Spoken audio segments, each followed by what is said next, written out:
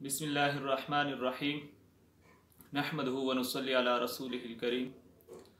मुहतरम सामईन, आज मैं कुर्बानी के मुतालिक इंतहाई अहम मसला और वो ये है कि कुर्बानी के अंदर जितने शुरका है उसका उन तमाम की नीयत जो है वो अल्लाह ताला की कुर्बत, अल्लाह ताला की रज़ा और इबादत की नीयत हो।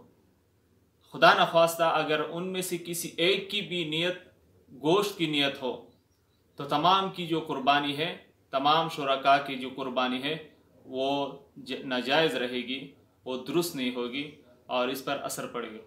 लिहाजा तमाम शुरका के लिए ये ज़रूरी है कि तमाम की नीयत खालिस मुखलिस अल्लाह की रज़ा हो, क्योंकि औकान शरीक सबअ मन युरीदुल लहमा ला यजूज़ु लिल आखिरीन अयज़न, यानी फतवा हिंदिया के हवाले से अगर कोई उनमें से एक की भी नीयत गोश्त की हो तो ला यजूज़ु लिल आखिरीन, तो दूसरी की जो कुर्बानी है वो भी आदम जवाज़ के ज़ुमरे में दाखिल होकर नाजायज़ रहेगी।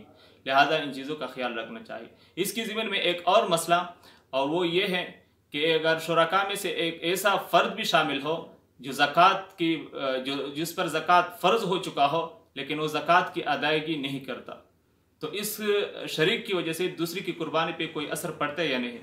तो याद रखिएगा, ज़कात अदा न करना एक इंतहाई बड़ा गुनाह है, जुर्म है, अल्लाह ताला की नाराज़गी का सबब है, लेकिन इसकी वजह से, इस ज़कात ना अदा करने की वजह से, इस फ़र्द की वजह से दूसरी शुरका की कुर्बानी पे कोई असर नहीं पड़ता, उसकी कुर्बानी जायज़ है।